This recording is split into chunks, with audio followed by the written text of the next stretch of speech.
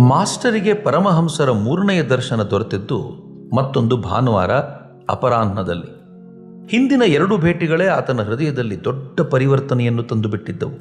ಹಗಲು ಇರುಳು ರಾಮಕೃಷ್ಣರ ಸಂಬಂಧವಾಗಿ, ವಿಶೇಷತಃ ಆಧ್ಯಾತ್ಮಿಕ ಗಂಭೀರ ತತ್ವಗಳನ್ನು ಅವರು ಎಷ್ಟು ಸುಲಭವಾಗಿ ಸಾಮಾನ್ಯರಿಗೂ ಅರಿವಾಗುವ ರೀತಿಯಲ್ಲಿ ತಿಳಿಸುತ್ತಿದ್ದಾರೆ ಎಂಬುದರ ವಿಷಯವಾಗಿ ಚಿಂತಿಸುತ್ತಲೇ ಇದ್ದ. ಇಂಥ ಮಹಾಪುರುಷರನ್ನು ಆತ ಹಿಂದೆ ಎಂದೂ ಸಂಧಿಸಿರಲಿಲ್ಲ. ಪರಮಹಂಸರು ತಮ್ಮ ಚಿಕ್ಕ ಮಂಚದ ಮೇಲೆ ಕುಳಿತುಕೊಂಡಿದ್ದಾರೆ. ಕೊಠಡಿ ಭಕ್ತರಿಂದ ತುಂಬಿದೆ. ರಜಾದಿನವಾದ್ದರಿಂದ ಅನೇಕ ಭಕ್ತರು ಬಂದಿದ್ದಾರೆ. ಅವರಾರ ಪರಿಚಯವೂ ಮಾಸ್ಟರಿಗೆ ಇನ್ನೂ ಆಗಿರಲಿಲ್ಲ. ಆದ್ದರಿಂದ ಆತ ಒಂದು ಮೂಲೆಯಲ್ಲಿ ಕುಳಿತುಕೊಂಡಿದ್ದಾನೆ. ಪರಮಹಂಸರು ಹಸನ್ಮುಖಿಗಳಾಗಿ ಭಕ್ತರೊಡನೆ ಮಾತುಕತೆಯಾಡುತ್ತಿದ್ದಾರೆ. ಪರಮಹಂಸರು 19 ವಯಸ್ಸಿನ ಒಬ್ಬ ಹುಡುಗನನ್ನುದ್ದೇಶಿಸಿ ಆತನ ಕಡೆಗೆ ಬಾಗಿ ಆನಂದದಿಂದ ಏನೇನೋ ಆತನೊಡನೆ ಮಾತನಾಡ್ತಾ ಇದ್ದಾರೆ. ಆತನ ಹೆಸರು ನರೇಂದ್ರ. ಕಾಲೇಜಿನಲ್ಲಿ ಓದುತ್ತಿದ್ದಾನೆ. ಸಾಧಾರಣ ಬ್ರಾಹ್ಮ ಸಮಾಜಕ್ಕೆ ಹೋಗಿ ಬರುತ್ತಾ ಇದ್ದಾನೆ. ಆತನ ಮಾತುಕತೆಗಳು ತೇಜಃಪುಂಜವಾಗಿವೆ. ಕಣ್ಣು ಉಜ್ವಲವಾಗಿವೆ. ಭಕ್ತನ ಅವಲೋಕನ. ಭಗವದಭಿಮುಖವಾಗಿರುವವರನ್ನು ವಿಷಯಾಸಕ್ತ ಸಂಸಾರಿಗಳು ಯಾವ ರೀತಿ ನಿಂದಿಸುತ್ತಾರೆ ಎಂಬ ವಿಷಯವಾಗಿ ಮಾತುಕತೆಯಾಗಿರಬೇಕೆಂದು ಮಾಸ್ಟರ್ ಊಹಿಸಿದ. ಈ ಜಗತ್ತಿನಲ್ಲಿ ಅಂಥವರು ಎಷ್ಟೊಂದು ಅಸಂಖ್ಯರಾಗಿದ್ದಾರೆ. ಅವರೊಡನೆ ಹೇಗೆ ವ್ಯವಹರಿಸಬೇಕು ಎಂಬುದರ ವಿಷಯವಾಗಿ ಮಾತುಕತೆಯಾಗುತ್ತಿದೆ. ಶ್ರೀರಾಮಕೃಷ್ಣರು ನರೇಂದ್ರನಿಗೆ, ನರೇಂದ್ರ, ನೀನೇನು ಹೇಳುತ್ತೀಯೇ? ಪ್ರಾಪಂಚಿಕರು ಎಷ್ಟೊಂದು ಕೆಟ್ಟದಾಗಿ ಆಡಿಕೊಳ್ಳುತ್ತಾರೆ, ಏನು ಕತೆ? ಆದರೆ ನೋಡು, ಆನೆ ನಡೆದು ಹೋಗುವಾಗ ಅದರ ಹಿಂದೆ ಎಷ್ಟು ಪ್ರಾಣಿಗಳು ಎಷ್ಟೊಂದು ವಿಧವಾಗಿ ಚೀತ್ಕಾರ ಮಾಡುತ್ತವೆ. ಆದರೂ ಅದು ಮಾತ್ರ ಹಿಂದಿರುಗಿ ನೋಡುವುದೇ ಇಲ್ಲ. ನಿನ್ನನ್ನು ಯಾರಾದರೂ ನಿಂದಿಸಿದರೆ ನಿನಗೇನೆನಿಸುತ್ತದೆ? ನರೇಂದ್ರ, ನಾನು ಭಾವಿಸುತ್ತೇನೆ ನಾಯಿ ಬೌ ಬೌ ಎನ್ನುತ್ತಿದೆ. ಶ್ರೀರಾಮಕೃಷ್ಣರು ನಗುತ್ತಾ, ಬೇಡಪ್ಪ, ಅಷ್ಟು ದೂರ ಹೋಗಬೇಡ. ಭಗವಂತ ಸರ್ವಭೂತಗಳಲ್ಲಿಯೂ ಇದ್ದಾನೆ. ಆದರೆ ನೀನು ಒಳ್ಳೆಯವರೊಡನೆ ಹೆಚ್ಚಾಗಿ ಬೆರೆಯಬಹುದು. ಕೆಟ್ಟವರಿಂದ ಬಹಳ ದೂರದಲ್ಲೇ ಇರಬೇಕು. ಹುಲಿಯಲ್ಲಿಯೂ ಭಗವಂತನಿದ್ದಾನೆ. ಹಾಗೆಂದು ಅದನ್ನು ಆಲಿಂಗನ ಮಾಡಿಕೊಳ್ಳಲಾಗುವುದಿಲ್ಲ. ನೀನು ಕೇಳಬಹುದು, ಹುಲಿಯೂ ಭಗವಂತನ ಆವಿರ್ಭಾವವೇ ಆಗಿರುವಾಗ ಅದನ್ನು ಕಂಡು ಹೆದರಿ ಯಾಕೆ ಓಡಬೇಕು? ಉತ್ತರ, ಓಡಿ ಹೋಗು ಎಂಬುದಾಗಿ ಹೇಳುವವರು ಭಗವದಾವಿರ್ಭಾವಿಗಳೇ. ಅವರ ಮಾತಿಗೆ ಏಕೆ ಬೆಲೆ ಕೊಡಬಾರದು? ಒಂದು ಕಥೆ ಕೇಳು. ಒಂದು ಕಾಡಿನಲ್ಲಿ ಒಬ್ಬ ಸಾಧು ತಪಸ್ಸು ಮಾಡಿಕೊಂಡಿದ್ದ. ಆತನಿಗೆ ಅನೇಕ ಮಂದಿ ಶಿಷ್ಯರಿದ್ದರು. ಆತ ಒಂದು ದಿನ ಶಿಷ್ಯರಿಗೆ ಉಪದೇಶ ಕೊಟ್ಟ. ಸರ್ವಭೂತಗಳಲ್ಲಿಯೂ ಭಗವಂತನಿದ್ದಾನೆ. ಇದನ್ನು ಅರಿತುಕೊಂಡು ಅವುಗಳಿಗೆ ನಮಸ್ಕಾರ ಮಾಡಬೇಕು.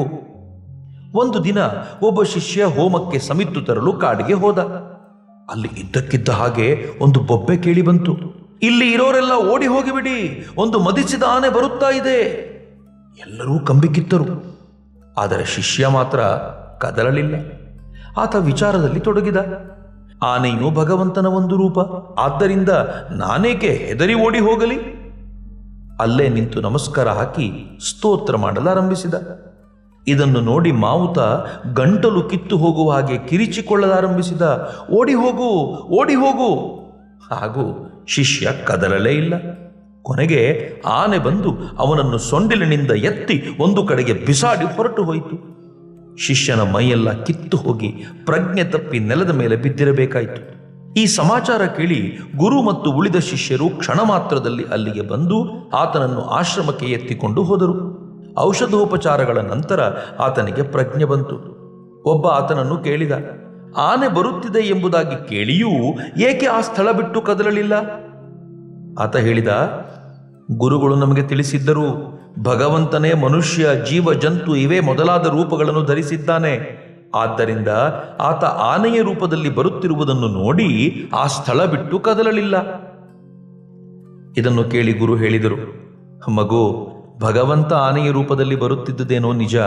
ಆದರೆ ಮಾವಟಿಗನ ರೂಪದಲ್ಲಿ ಭಗವಂತ ತಿಳಿಸಿದ ಅಲ್ಲಿ ನಿಲ್ಲಕೂಡದು ಎಂಬುದಾಗಿ. ಭಗವಂತನೇ ಎಲ್ಲ ರೂಪಗಳನ್ನು ಧರಿಸಿರುವುದರಿಂದ ಆತನ ಮಾತಿಗೆ ಏಕೆ ನೀನು ಬೆಲೆ ಕೊಡಲಿಲ್ಲ? ಮಾವಟಿಗನ ರೂಪದಲ್ಲಿದ್ದ ಭಗವಂತನ ಮಾತಿಗೂ ನೀನು ಬೆಲೆ ಕೊಡಬೇಕಾಗಿತ್ತು. ಶಾಸ್ತ್ರದಲ್ಲಿ ಹೇಳಿದೆ, ಆಪೋ ನಾರಾಯಣ, ನೀರು ಭಗವಂತನ ಒಂದು ರೂಪು. ಆದರೆ ಕೆಲವು ನೀರು ಪೂಜೆಗೆ ಅರ್ಹವಾಗಿವೆ, ಇನ್ನು ಕೆಲವು ಮುಖ ತೊಳೆಯಲು, ಮತ್ತೆ ಕೆಲವು ಮುಸುರೆ ತಿಕ್ಕಲು, ಮತ್ತು ಕೆಲವು ಬಟ್ಟೆ ಒಗೆಯಲು. ಇದನ್ನು ಕುಡಿಯುವುದಕ್ಕಾಗಲಿ ದೇವರ ಪೂಜೆಗಾಗಲಿ ಉಪಯೋಗಿಸಲಾಗುವುದಿಲ್ಲ. ಹಾಗೆಯೇ ಭಗವಂತ ಎಲ್ಲರ ಹೃದಯದಲ್ಲೂ ಸಾಧು ಅಸಾಧು, ಭಕ್ತ ಅಭಕ್ತ ಎಲ್ಲರಲ್ಲೂ ಇದ್ದಾನೆ. ಆದರೆ ಅಸಾಧು ಅಭಕ್ತ ದುಷ್ಟ ಇವರೊಡನೆ ವ್ಯವಹರಿಸಕೂಡದು, ಸ್ನೇಹ ಬೆಳೆಸಕೂಡದು. ಕೆಲವರೊಡನೆ ಕೇವಲ ಒಂದೆರಡು ಮಾತುಕತೆ ಆಡಬಹುದು, ಆದರೆ ಇನ್ನೂ ಕೆಲವರೊಡನೆ ಅಷ್ಟು ಮಾತನಾಡಕೂಡದು. ಅಂಥವರಿಂದ ಬಹಳ ದೂರದಲ್ಲೇ ಇದ್ದು ಬಿಡಬೇಕು. ಒಬ್ಬ ಭಕ್ತ, ಮಹಾಶಯರೇ, ದುಷ್ಟ ನಮಗೆ ಕೇಡು ತರಲು ಉದ್ಯುಕ್ತನಾಗಿದ್ದರು ಅಥವಾ ತಂದೆ ಬಿಟ್ಟರೂ ನಾವು ಸುಮ್ಮನೆ ಕೈಕಟ್ಟಿ ಕುಳಿತಿರಬೇಕೇ? ಶ್ರೀರಾಮಕೃಷ್ಣರು, ಸಮಾಜದ ಮಧ್ಯೆ ಇರಬೇಕಾದರೆ ದುಷ್ಟರ ಕೈಯಿಂದ ತಪ್ಪಿಸಿಕೊಳ್ಳಲು ಮನುಷ್ಯ ಸ್ವಲ್ಪ ತಮೋಗುಣವನ್ನು ಪ್ರದರ್ಶಿಸಬೇಕಾಗುತ್ತದೆ. ಆದರೆ ಮುಯ್ಯಿಗೆ ಮುಯ್ಯಿ ತೀರಿಸಲು ಹೋಗಬಾರದು. ಒಂದು ಕಥೆ ಕೇಳು. ಕೆಲವು ಗೊಲ್ಲರ ಹುಡುಗರು ಒಂದು ಹುಲ್ಲುಗಾವಲಿನಲ್ಲಿ ದನ ಕಾಯ್ತಾ ಇದ್ರು. ಅಲ್ಲಿ ಒಂದು ಭಯಂಕರ ವಿಷಸರ್ಪ ವಾಸವಾಗಿತ್ತು. ಆ ಹಾವಿಗೆ ಹೆದರಿ ಎಲ್ಲರೂ ಬಹಳ ಎಚ್ಚರಿಕೆಯಿಂದ ಇರುತ್ತಿದ್ದರು. ಒಂದು ದಿನ ಒಬ್ಬ ಬ್ರಹ್ಮಚಾರಿ ಆ ಹುಲ್ಲುಗಾವಲ ಮಾರ್ಗವಾಗಿ ಹೋಗುತ್ತಿದ್ದ. ಹುಡುಗರು ಓಡಿ ಹೋಗಿ ಆತನಿಗೆ ಹೇಳಿದರು, ಮಹಾಶಯರೇ, ಈ ಮಾರ್ಗವಾಗಿ ಹೋಗಬೇಡಿ, ಅಲ್ಲಿ ಭಯಂಕರ ವಿಷಸರ್ಪ ಒಂದಿದೆ. ಬ್ರಹ್ಮಚಾರಿ ಹೇಳಿದ, ಇದ್ದರೆ ಇರಲಿ ಗೆಳೆಯರ, ನನಗೇನು ಹೆದರಿಕೆ ಇಲ್ಲ, ಮಂತ್ರ ಗೊತ್ತಿದೆ. ಹೀಗೆಂದು ಹೇಳಿ ಆತ ಹಾಗೆ ಮುಂದುವರಿದ. ಹೆದರಿಕೊಂಡು ಹುಡುಗರಾರು ಆತನನ್ನು ಹಿಂಬಾಲಿಸಲಿಲ್ಲ. ಸ್ವಲ್ಪ ದೂರ ಮುಂದುವರಿಯುವುದರೊಳಗೆ ಆ ಹಾವು ಹೆಡೆ ಬಿಚ್ಚಿ ಓಡಿ ಬರಲಾರಂಭಿಸಿತು. ಹತ್ತಿರಕ್ಕೆ ಬಂದೊಡನೆ ಆತ ಏನೋ ಒಂದು ಮಂತ್ರ ಪಠಿಸಿದ. ಹಾವು ಎರೆಹುಳುವಿನೋಪಾದಿಯಲ್ಲಿ ಆತನ ಪಾದದ ಬಳಿ ಸುಮ್ಮನೆ ಬಿದ್ದುಕೊಂಡಿತು. ಬ್ರಹ್ಮಚಾರಿ ಹೇಳಿದ, ಕೇಳಿಲ್ಲಿ, ಪರರಿಗೆ ಹಿಂಸೆ ಮಾಡುತ್ತಾ ಏಕೆ ನೀನು ಸುತ್ತಾಡುತ್ತಿದ್ದೀಯೇ? ನಿನಗೆ ಮಂತ್ರ ಹೇಳಿಕೊಡುತ್ತೇನೆ. ಅದನ್ನು ಜಪಿಸಿದರೆ ನಿನಗೆ ಭಗವಂತನಲ್ಲಿ ಭಕ್ತಿಯುಂಟಾಗುತ್ತದೆ, ಆತನ ಸಾಕ್ಷಾತ್ಕಾರ ದೊರಕುತ್ತದೆ, ಹಿಂಸಾ ಪ್ರವೃತ್ತಿ ಬಿಟ್ಟು ತೊಲಗುತ್ತದೆ. ಹೀಗೆಂದು ಹೇಳಿ ಮಂತ್ರೋಪದೇಶ ಮಾಡಿದ. ಮಂತ್ರ ಪಡೆದ ನಂತರ ಆ ಹಾವು ಗುರುವಿಗೆ ಪ್ರಣಾಮ ಮಾಡಿ ಆತನನ್ನು ಕೇಳಿಕೊಂಡಿತು. ಪೂಜ್ಯರೇ, ಯಾವ ರೀತಿ ಸಾಧನೆಯಲ್ಲಿ ತೊಡಗಬೇಕು ದಯವಿಟ್ಟು ತಿಳಿಸಿ. ಗುರು ಹೇಳಿದ, ಈ ಮಂತ್ರ ಜಪಿಸು, ಯಾರಿಗೂ ಹಿಂಸೆ ಮಾಡಬೇಡ. ಹೊರಡುವಾಗ ಹೇಳಿದ, ಮತ್ತೆ ಬಂದು ನಿನ್ನನ್ನು ನೋಡುತ್ತೇನೆ. ಹಾಗೆ ಕೆಲವು ದಿನ ಉರುಳಿದವು. ಆ ಹುಡುಗರಿಗೆ ಗೊತ್ತಾಯಿತು ಆ ಹಾವು ಕಡಿಯುವುದಿಲ್ಲ ಅಂತ. ಕಲ್ಲು ಹೊಡೆದ್ರು, ಆದರೂ ಅದು ಉದ್ರೇಕಗೊಳ್ಳಲಿಲ್ಲ, ಎರೆಹುಳುವಿನಂತೆ ವರ್ತಿಸಿತು. ಒಂದು ದಿನ ಒಬ್ಬ ಹುಡುಗ ಅದರ ಹತ್ತಿರಕ್ಕೆ ಹೋಗಿ ಬಾಲ ಹಿಡಿದು ಚೆನ್ನಾಗಿ ತಿರುಗಿಸಿ ನೆಲಕ್ಕೆ ಅಪ್ಪಳಿಸಿ ಒಂದು ಕಡೆಗೆ ಬಿಸಾಡಿಬಿಟ್ಟ. ಅದರ ಬಾಯಿಂದ ರಕ್ತ ಸುರಿಯಲಾರಂಭಿಸಿತು. ಪ್ರಜ್ಞೆ ತಪ್ಪಿ ಬಿದ್ದುಕೊಂಡಿತು. ಚಲನವಲನವೆಲ್ಲ ನಿಂತು ಹೋಯಿತು. ಆ ಹಾವು ಸತ್ತಿತೆಂದು ಭಾವಿಸಿ ಹುಡುಗರೆಲ್ಲರೂ ಹೊರಟು ಹೋದರು. ರಾತ್ರಿ ಬಹಳವಾಗಿ ಮುಂದುವರಿದ ನಂತರ ಆ ಹಾವಿಗೆ ಪ್ರಜ್ಞೆ ಬಂತು. ಬಹಳ ಕಷ್ಟಪಟ್ಟು ಮೆತ್ತನೆ ತೆವಳಿ ತನ್ನ ಹುತ್ತವನ್ನು ಸೇರಿಕೊಂಡಿತು. ಮೈಯೆಲ್ಲ ನಜ್ಜುಗುಜ್ಜಾಗಿ ಬಿಟ್ಟಿತ್ತು. ಚಲಿಸಲು ಶಕ್ತಿಯೇ ಇರಲಿಲ್ಲ. ಹಾಗೆ ಕೆಲವು ದಿನ ಕಳೆದು ಹೋದವು. ಅದು ಮೂಳೆ ಚಕ್ಕಳ ಆಗಿ ಹೋಯಿತು. ರಾತ್ರಿ ವೇಳೆ ತನ್ನ ಆಹಾರಕ್ಕಾಗಿ ಆಗಾಗ ಹೊರಕ್ಕೆ ಬರುತ್ತಿತ್ತು. ಹಗಲು ವೇಳೆ ಹುಡುಗರಿಗೆ ಹೆದರಿ ಹುತ್ತದಿಂದ ಹೊರಕ್ಕೆ ಬರುತ್ತಲೇ ಇರಲಿಲ್ಲ. ಮಂತ್ರ ಪಡೆದಂದಿನಿಂದ ಯಾರಿಗೂ ಹಿಂಸೆ ಮಾಡುತ್ತಿರಲಿಲ್ಲ. ಕಸ ಕಡ್ಡಿ ಎಲೆ ಮರದಿಂದ ಬಿದ್ದ ಹಣ್ಣು ಹಂಪಲು ಇವನ್ನು ತಿಂದೇ ಪ್ರಾಣಧಾರಣೆ ಮಾಡಿಕೊಳ್ಳುತ್ತಿತ್ತು. ಸುಮಾರು 1 ವರ್ಷ ಕಳೆದ ನಂತರ ಆ ಬ್ರಹ್ಮಚಾರಿ ಅದೇ ಮಾರ್ಗವಾಗಿ ಬಂದು ಆ ಹಾವನ್ನು ಹುಡುಕಿದ. ಗೊಲ್ಲರ ಹುಡುಗರು ಆ ಹಾವು ಸತ್ತು ಹೋಯಿತು ಅಂತ ಹೇಳಿದರು. ಬ್ರಹ್ಮಚಾರಿ ನಂಬಲಿಲ್ಲ. ಆತನಿಗೆ ಗೊತ್ತಿತ್ತು ಮಂತ್ರ ಸಿದ್ಧಿಯಾದ ಹೊರತು ಅದು ಸಾಯುವುದಿಲ್ಲ ಅಂತ. ಹಾಗೆ ಹುಡುಕಿಕೊಂಡು ಅದು ವಾಸವಾಗಿದ್ದ ಸ್ಥಳಕ್ಕೆ ಹೋಗಿ ತಾನು ಕೊಟ್ಟಿದ್ದ ಹೆಸರಿನಿಂದ ಅದನ್ನು ಕೂಗಲಾರಂಭಿಸಿದ.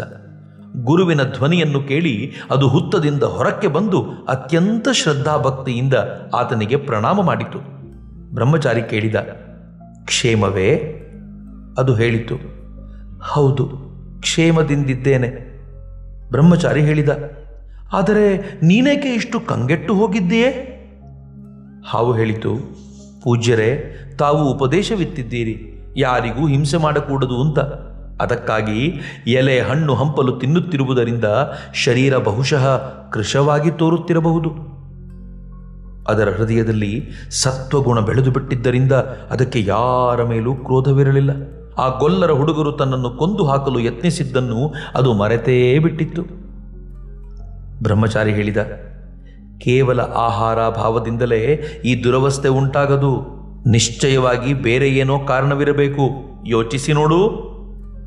ಗೊಲ್ಲರ ಹುಡುಗರು ತನ್ನನ್ನು ಚೆನ್ನಾಗಿ ನೆಲಕ್ಕೆ ಅಪ್ಪಳಿಸಿದ್ದರ ಜ್ಞಾಪಕ ಅದಕ್ಕೆ ಈಗ ಬಂತು. ಅದು ಹೇಳಿತು, ಪೂಜ್ಯರೇ, ಈಗ ನನ್ನ ಜ್ಞಾಪಕಕ್ಕೆ ಬಂತು. ಒಂದು ದಿನ ಆ ಗೊಲ್ಲರ ಹುಡುಗರು ನನ್ನನ್ನು ನೆಲಕ್ಕೆ ಅಪ್ಪಳಿಸಿದರು. ಏನೆಂದರೂ ಅವರಿನ್ನೂ ಅರಿಯದ ಹುಡುಗರು. ನನ್ನ ಮನಸ್ಸಿನಲ್ಲಿ ಎಂಥ ಬದಲಾವಣೆ ಆಗಿಬಿಟ್ಟಿದೆ ಎಂಬುದು ಅವರಿಗೆ ಗೊತ್ತಾಗಲಿಲ್ಲ. ನಾನು ಯಾರನ್ನು ಕಚ್ಚುವುದಿಲ್ಲ, ಬೇರೆ ಯಾವ ವಿಧದಿಂದಲೂ ಹಿಂಸೆ ಮಾಡುವುದಿಲ್ಲ ಎಂಬುದು ಅವರಿಗೆ ಹೇಗೆ ಗೊತ್ತಾಗಬೇಕು? ಬ್ರಹ್ಮಚಾರಿ ಬೈದು ಹೇಳಿದ, ಛೇ, ನೀನು ಎಂಥ ತಿಳಿಗೇಡಿ! ನಿನ್ನನ್ನು ನೀನು ಹೇಗೆ ರಕ್ಷಿಸಿಕೊಳ್ಳಬೇಕು ಎಂಬುದೇ ನಿನಗೆ ಗೊತ್ತಿಲ್ಲವಲ್ಲ. ಕಚ್ಚಬೇಡ ಅಂತ ಹೇಳಿದೆನೆ ವಿನ ಬುಸುಗುಟ್ಟಬೇಡ ಅಂತ ಹೇಳಲಿಲ್ಲವಲ್ಲ. ಬುಸುಗುಟ್ಟು ಏಕೆ ಅವರನ್ನು ಹೆದರಿಸಬಾರದಾಗಿತ್ತು? ದುಷ್ಟರ ಕಡೆ ಬುಸುಗುಟ್ಟಬೇಕು. ಕೇಡು ತರದೇ ಇರಲೆಂದು ಅವರಿಗೆ ಭಯ ತೋರಿಸಬೇಕು. ಅವರ ಮೇಲೆ ವಿಷ ಕಾರಬಾರದು, ಅನಿಷ್ಟ ತರಬಾರದು. ಭಗವಂತನ ಸೃಷ್ಟಿಯಲ್ಲಿ ಹಲವಾರು ವಿಧದ ಜೀವ, ಜಂತು, ಮರ, ಗಿಡ ಇವೆ. ಪ್ರಾಣಿಗಳಲ್ಲಿ ಒಳ್ಳೆಯವೂ ಇವೆ, ಕೆಟ್ಟವೂ ಇವೆ. ಹುಲಿಯಂಥ ಕ್ರೂರ ಮೃಗಗಳೂ ಇವೆ. ಮರಗಳಲ್ಲಿ ಕೆಲವು ಅಮೃತೋಪಮ ಹಣ್ಣು ಬಿಡುತ್ತವೆ, ಇನ್ನೂ ಕೆಲವು ಇವೆ, ಅವು ವಿಷಪೂರಿತ ಹಣ್ಣು ಬಿಡುತ್ತವೆ.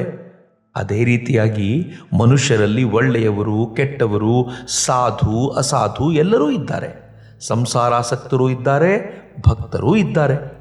ಜೀವರಲ್ಲಿ 4 ವಿಧ: ಬದ್ಧ, ಮುಮುಕ್ಷು, ಮುಕ್ತ, ನಿತ್ಯ. ನಿತ್ಯ ಜೀವರು ನಾರದಾದಿಗಳು. ಇವರು ಈ ಪ್ರಪಂಚದಲ್ಲಿರುವುದು ಜೀವರ ಮಂಗಳಕ್ಕಾಗಿ, ಜೀವರಿಗೆ ಶಿಕ್ಷಣ ಕೊಡಲಿಕ್ಕಾಗಿ.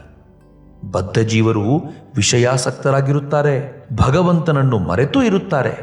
ಮರೆತು ಕೂಡ ಭಗವಂತನನ್ನು ನೆನೆಯೋದಿಲ್ಲ. ಮುಮುಕ್ಷು ಜೀವರು ಎಂದರೆ ಮುಕ್ತರಾಗಲಿಕ್ಕೆ ಇಚ್ಛೆ ಪಡುವವರು. ಆದರೆ ಇವರಲ್ಲಿ ಕೆಲವರು ಜಯಶೀಲರಾಗುತ್ತಾರೆ, ಇನ್ನು ಕೆಲವರು ಆಗುವುದೇ ಇಲ್ಲ. ಮುಕ್ತ ಜೀವರು ಈ ಪ್ರಪಂಚದಲ್ಲಿ ಕಾಮಕಾಂಚನದಿಂದ ಬಂಧಿತರಾಗದವರು. ಉದಾಹರಣೆಗೆ ಸಾಧು ಮಹಾತ್ಮರು.